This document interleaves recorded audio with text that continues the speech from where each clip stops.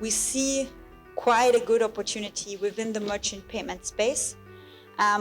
We see that people are aware, but we need to drive that behavioral change.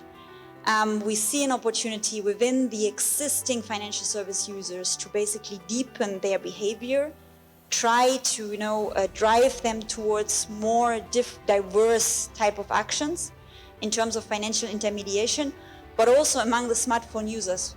People have smartphones. Lakini sasa, there are two things we have to look at. What is the type of smartphone they have? It's not a smartphone where they can download 25, 30 different apps, because it's most likely a techno. So the capacity will be limited of that smartphone. So is the app really the best solution to be put on that smartphone? That's a question we should ask ourselves. Now, even those who have more improved smartphones, now what are they mainly using? If only 36% of them have ever downloaded the mobile banking app that they're supposed to be having on their phone, meaning we are not seeing them on the platforms that we want them to be seen on. So how do we get more there where they are? And how do we drive them towards using our applications? How do we make our applications maybe lighter? How do we make our applications more integrated with systems that they are already using, like communication platforms and so on and so forth? But I really urge you to look around you in your network and see who you can help, where you can help.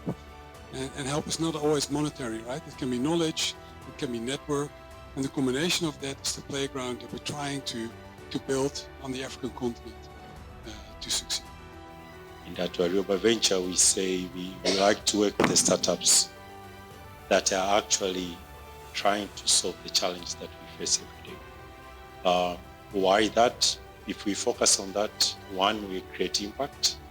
Second, these startups actually will have a business case to address, which is quite critical, because you want to back up somebody who can be profitable. Startups fail.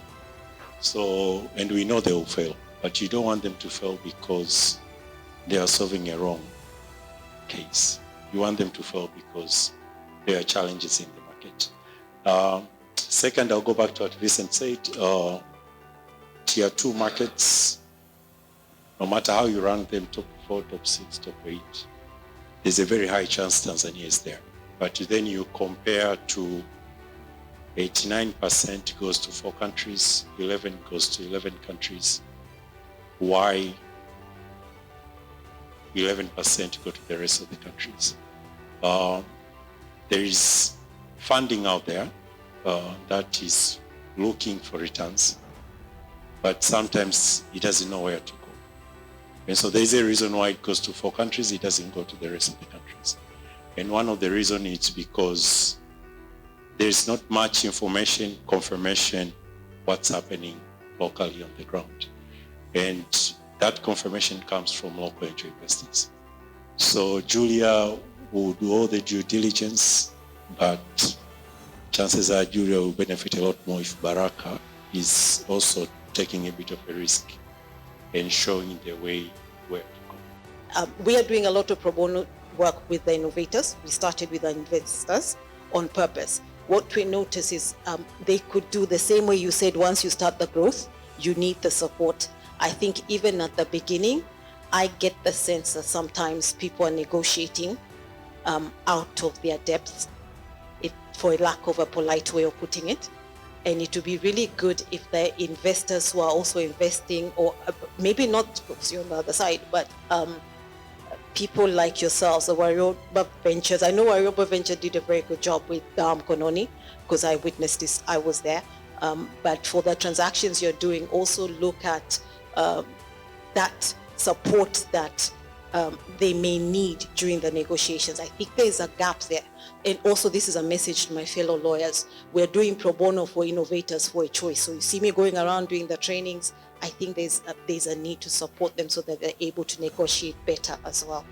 For me, I look at it a little bit beyond what Edgar said. I mean, we have 140 business support programs in Tanzania, but these programs will teach you the basic business foundations, what the funding are out there.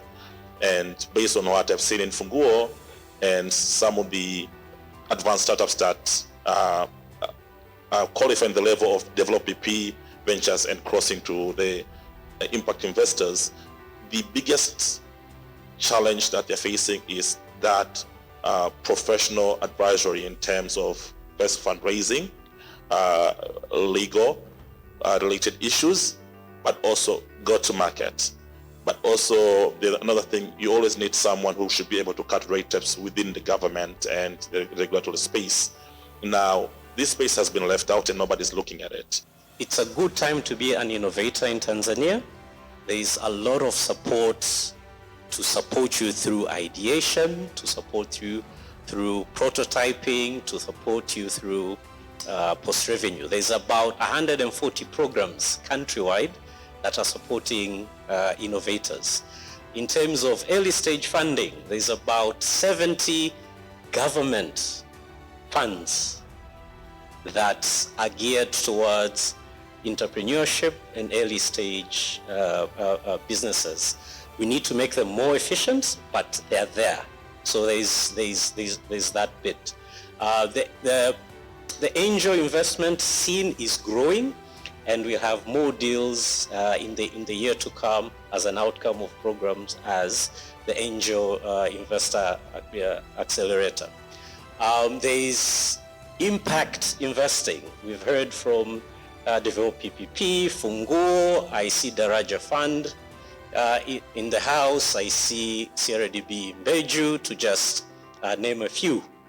Yeah, all of these are pushing towards this ecosystem maturing and really having matured startups. Keep on advising and guiding startups. There is a time the turning point will come.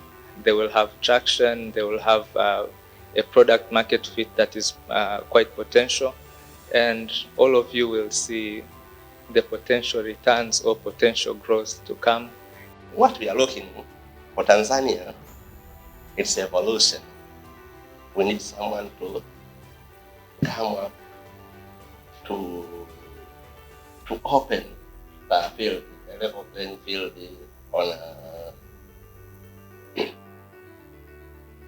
on this young company, young idea, which need to be nurtured, the businesses, from startup to business, from business to investor. So we really welcome Funguo Program Initiative. I know you have come at the right place, not only to serve Tanzanian market, but to serve also rest of the country, which depends on Tanzania for most of their stuff, like Eastern Congo, Malawi, Zambia. Once you open Tanzania, you'll be able to access those markets. Once the ecosystem come together, that means the startups, angel investors, regulators, corporates, and we work together. We will add a lot of value to these startups and fuel the growth. I think the market is there, but it needs to be accelerated and catalyzed by the ecosystem working together.